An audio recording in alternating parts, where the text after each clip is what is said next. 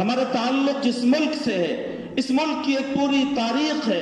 850 سال تک مسلمانوں کی حکومت جب تک رہی، یہاں لوگوں نے یہ کوشش کی کہ اللہ کی یہ زمین اور اللہ کی اس سرزمین پر لوگ چین و سکون کی زندگی گزاریں. اور پوری ایک تاریخ مسلمانوں کی ہے جو تاریخ کی کتابوں میں موجود ہے، آپ پڑھتے اور سنتے ہیں. یہ جو کل کی تاریخ گزری ہے 15 اگست، اس تاریخ سے ہمارے اس ملک کی جو عظیم آزادی کی تاریخ وابستہ ہے. اس طرح کے مواقع پر ہم اپنے ملک سے محبت کا ثبوت پیش کرتے ہوئے اس ملک کا ہر شہری، اس ملک کی آزادی میں جن بزرگوں نے اور جن فریڈم فائٹرز نے، جن مجاہدین آزادی نے قربانی پیش کی، ان کو یاد کرتے ہیں، ان کی تاریخ کو بتاتے ہیں، ان کی تاریخ کو سنتے اور سناتے ہیں. لیکن معاف کیجئے گا،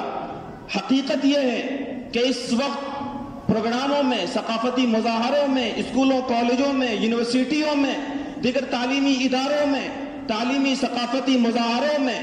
جن تاریخ آزادی کو بیان کیا جاتا ہے، جو تاریخ آزادی بولی اور سنائی جاتی ہے، یہ وہ تاریخ ہے جو اس ملک کے اندر اداروں میں پڑھائے جانے والے سلیبس بک میں ہے.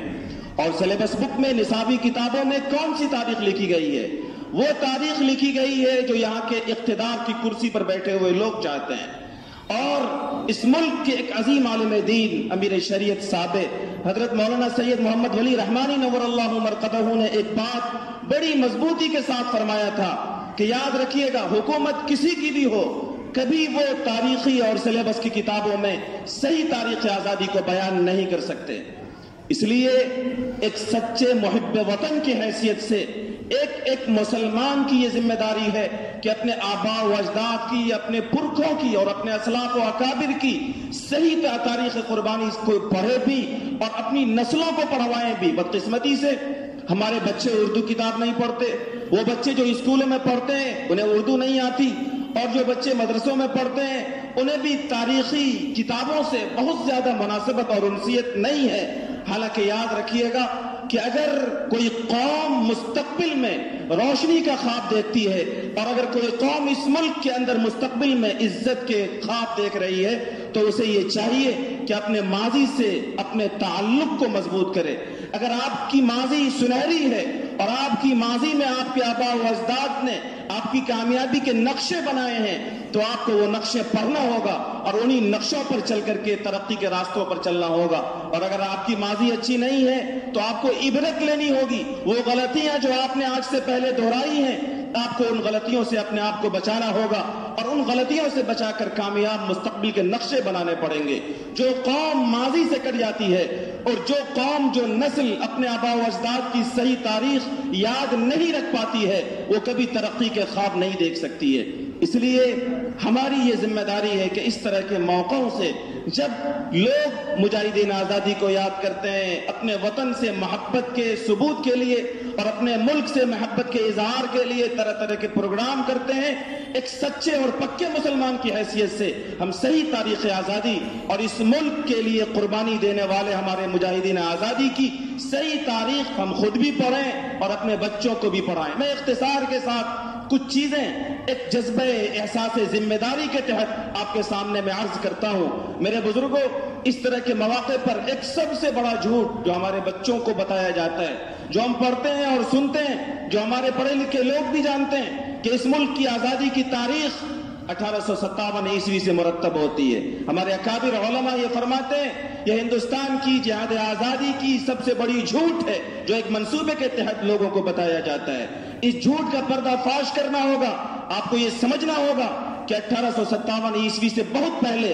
تقریباً 125 سال 150 سال پہلے سے ہمارے نوابوں نے اور ہمارے آباء و اجداد نے اس ملک کے اوپر انگریزوں کے اقتدار کو ختم کرنے کے لیے اور انگریزوں کے گھناؤنے پلان کو اور ان کے گھناؤنے منصوبے کو ختم کرنے کے لیے اپنی قربانی پیش کی. وہ عظیم مجاہد آزادی جن کا ایک تاریخی جملہ جو سونے کے پانی سے لکھے جانے کے قابل ہے، جو اس ملک کے ایک ایک بچے کو یاد ہے کہ شیر کے ایک دن کی زندگی گیدڑ کے 1000 سال کی زندگی سے بہتر ہے. عزت و وقار کے ساتھ ایک لمحے کا جینا، عزت و وقار کے ساتھ ایک دن کی زندگی ذلت کے ساتھ 1000 سال کی زندگی سے بہتر ہے. یہ عظیم مرد آہن مجاہد آزادی سلطان ٹیپو شہید 1799 میں شہید ہوئے. اگر 1857 سے جہاد آزادی کی شروعات ہوئی تو اس سے پہلے اس مرد آہن نے جو قربانی دی، ان کی قربانی کیا تھی؟ کیا ان کی قربانی ذاتی لڑائی تھی؟ کیا وہ جہاد آزادی کا حصہ نہیں تھا؟ دراصل اس طرح کے مجاہدین آزادی کی قربانیوں کو فراموش کرنے کے لیے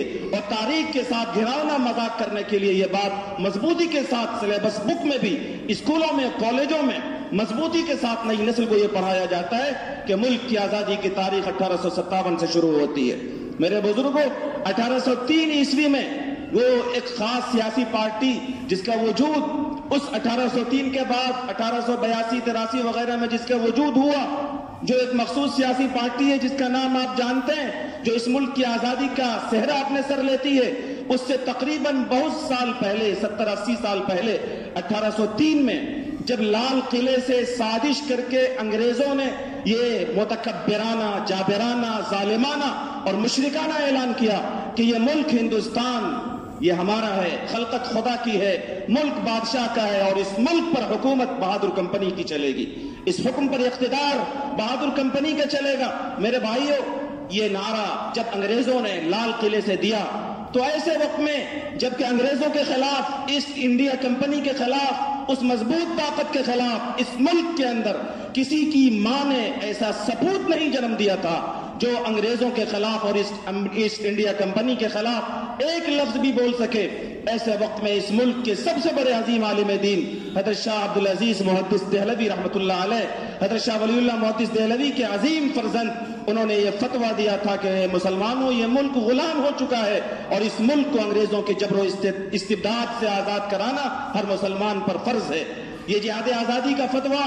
یہ جہاد آزادی کا بغل جس نے بجایا تھا وہ ایک مسلمان ہی نہیں بلکہ وہ عظیم عالم دین تھا اور اس ملک کے سب سے عظیم عالم دین کا ایک سپوت تھا جنہوں نے جہاد آزادی کا سب سے پہلے فتویٰ دیا۔ کیا بھولے سے بھی اس فتوے کا تذکرہ ہوتا ہے؟ کیا ہمارے بچے جانتے ہیں کہ اس ملک کے لیے جہاد آزادی کا فتویٰ جس نے سب سے پہلے دیا، جس نے سب سے پہلے خواب دکھلایا اس ملک کو آزاد کرانے کا، وہ اس ملک کے سب سے عظیم عالم دین کے سپوت تھے؟ ہم نہیں جانتے، لیکن ہمارے بزرگوں کی یہ تاریخ ہے اور سچی تاریخ ہے جو ہمیں اپنے سینوں میں یاد رکھنا چاہیے اور سینہ بسینہ اپنی نسلوں تک منتقل کرنی چاہیے۔ شاہ عبدالعزیز محدث دہلوی نے جب یہ فتویٰ دیا تو اس فتوے کے جرم میں، اس فتوے کے بعد ان کو پھولوں کا مالا نہیں پیش کیا گیا بلکہ شاہ عبدالعزیز کو زہر دے دیا گیا۔ اس زہر کے نتیجے میں اس عالم دین کی آنکھ کی بینائی ختم ہو گئی، اس زہر کے نتیجے میں ان کے بدن پر سفید داغ پڑ گئے، ان کی تمام جائیداد کو قرق کر لیا گیا، ضبط کر لیا گیا، انہیں دلی سے شہر بدر کر دیا گیا۔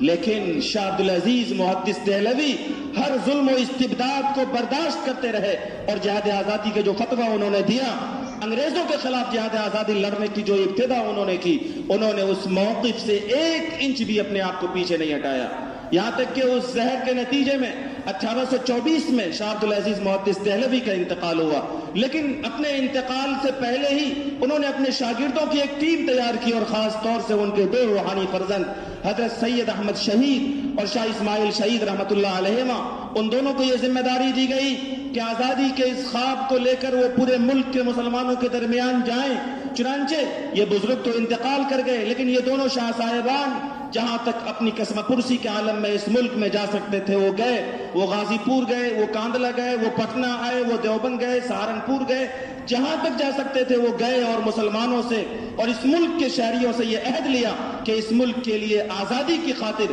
اگر جان کی قربانی بھی پیش کرنی پڑے تو ہم پیش کریں گے۔ یہ ساری چیزیں 1857 عیسوی سے پہلے ہو رہی ہیں۔ جہاد آزادی کے اس دور میں صرف مسلمان ہی نہیں بلکہ چوٹی کے علماء تھے جن علماء کی تاریخ آزادی کو مسخ کرنے کے لیے پوری پلاننگ کے ساتھ 1857 سے جنگ آزادی کی تاریخ کی شروعات نہ صرف یہ کہ لکھی گئی بلکہ پڑھائی جا رہی اور ہمارے بچے بھی یہی پڑھتے، سنتے اور سناتے ہیں۔ میرے بزرگوں،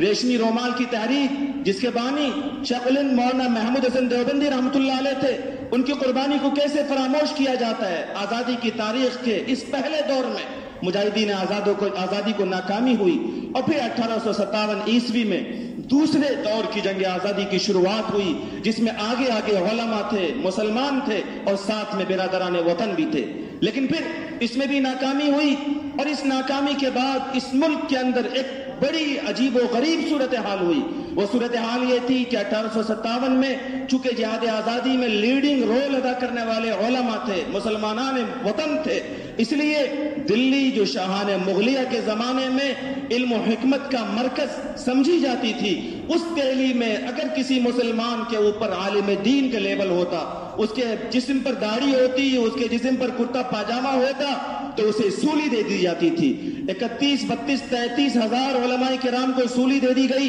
1857 عیسوی کی جنگ آزادی میں ناکامی کے بعد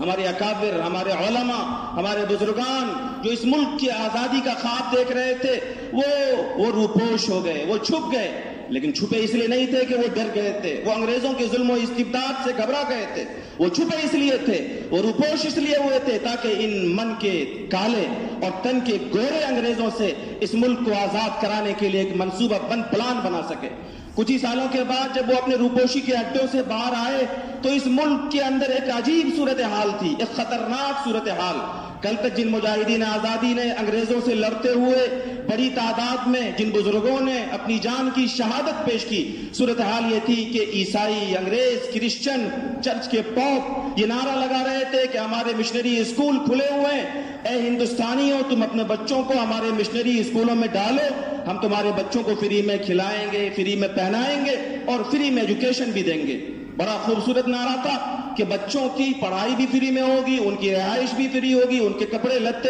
کھانے پینے کا انتظام بھی فری میں ہوگا. لیکن اس نعرے کے پیچھے کی خطرناکی کو ہمارے علماء نے محسوس کیا. انہوں نے یہ محسوس کیا کہ انگریز کی یہ سازش ہے کہ ان کے اسکولوں میں ہندوستانی مجاہدین آزادی کے بچوں کو پڑھا کر وہ مجاہدین جنہوں نے اس ملک کو انگریزوں سے آزاد کرانے کے لیے ہر طرح کی قربانی پیش کی، ان کی نسلوں کو فکری طور پر انگریز بنا دیا جائے اور ان کی نسلوں کے قلب و جگر سے اس ملک کی آزاد کرانے کے خواب کو چھین لیا جائے، ان کے دل و دماغ سے ایمان کی روشنی کو مدھم کر دیا جائے، ان کا تعلق قرآن و سنت سے کمزور کر دیا جائے. چنانچہ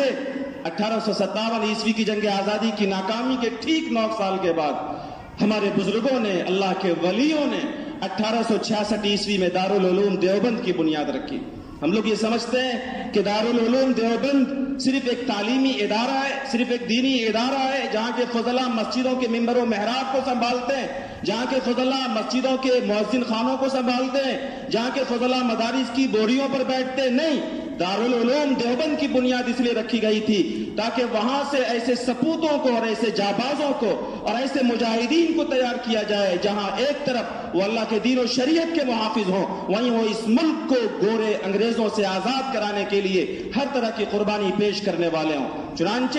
اسی دارالعلوم دیوبند کا جو سب سے پہلا شاگرد اور جو سب سے پہلا سپوت تھا، جن کو دنیا مجاہد آزادی شیخ الہند مولانا محمود حسن دیوبندی رحمہ اللہ کے نام سے جانتی ہے، ان کے اندر انگریزوں کے خلاف کیسی دشمنی تھی اور ان کے سینے میں اس ملک کو آزاد کرانے کا جذبہ کس درجے میں موجود تھا. انگریز گورنر مسٹن کہتا تھا کہ اگر مولانا محمود حسن دیوبندی کو جلا کر راکھ کر دو تو ان کی راکھ سے انگریزوں کی دشمنی کی بو آئے گی.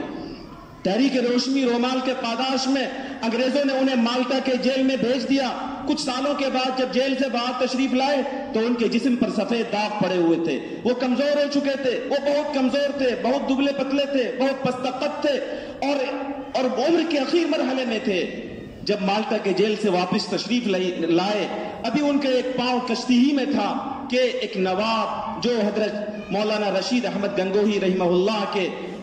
خلیفہ تھے، ان کے مرید تھے، وہ وہاں پہنچے اور حضرت شیخ الہند سے فرمانے لگے کہ حضرت آپ جیل میں چلے گئے، آپ اس ملک کو آزاد کرانے کا خواب رکھتے ہیں، لیکن آپ کے جیل میں جانے کے بعد یہ نقصان ہوا کہ دارالعلوم دیوبند کی مسند حدیث سونی پڑ گئی. آپ فلاں خانقاہ میں تھے، خانقاہ کے لوگ آپ سے فیضیاب ہو رہے تھے، ان سارے لوگوں کی فیضیابی کا سلسلہ رک گیا. آپ ان سب چکروں کو چھوڑیے، آج بھی ملک میں انگریزوں کی حکومت ہے، آپ جائیے خانقاہ سنبھالیے، آپ حدیث پڑھائیے. تو حضرت شیخ الہند مولانا محمود حسن دیوبندی رحمہ اللہ نے فرمایا کہ میاں تم یہ سمجھتے ہو کہ میں مالٹا کے جیل سے اس لیے آیا ہوں تاکہ میں یہاں عزت کی زندگی گزار سکوں؟ سنو، میں مالٹا کے جیل سے اس لیے آیا ہوں کہ میں ہندوستان میں جہاں تک جا سکتا ہوں وہاں جا کر، اور جہاں میں نہ جا سکوں اپنی کمزوری کی وجہ سے تو میں ایک چارپائی پر لیٹ جاؤں گا اور اپنے شاگردوں کو کہوں گا کہ اس چارپائی کو اٹھا کر پورے ملک میں مجھے جہاں تک لے جا سکتے ہو لے کر جائیں. اور میں یہ اعلان کر دوں کہ جس ملک میں انگریزوں کی حکومت ہو وہاں محمود حسن دیوبندی کا جینا بھی حرام ہے۔ یہ ہمارے اکابر تھے، ہمارے علماء تھے، یہ اس ملک کی آزادی کا خواب اپنے سینے میں سجوتے تھے اور جنہوں نے اس ملک کی آزادی کے لیے ہر ممکن کوشش کی۔ دارالعلوم دیوبند کی بنیاد کے بعد وہاں کے اکابر نے، وہاں کے علماء نے، وہاں کے تیار کردہ مجاہدین آزادی کی ٹیم نے پورے ملک میں جہاد آزادی کا بغل بجایا، اور پھر تمام اس ملک کے شہریوں کی قربانیوں کے نتیجے میں 1947 میں یہ ملک آزاد ہوا۔ میرے بھائیوں اور میرے نوجوانوں، اس ملک کی آزادی میں ہمارے بزرگوں نے اور ہمارے اکابر نے جو قربانی ادا کی ہے اور جو قربانی دے کر اس ملک کو آزاد کیا ہے، ان قربانیوں کا ہم سب سے یہ تقاضا ہے کہ آج ایک بار پھر سے اس ملک کو ایک پیسفل ملک بنانے کے لیے اور اس ملک میں مسلمانوں کی عزت و تمکنت کے لیے، مسلمانوں کی عزت و وقار کے ساتھ زندگی گزارنے کے لیے ہم سے جہاں تک ہو سکتا ہو ہم قربانی پیش کریں۔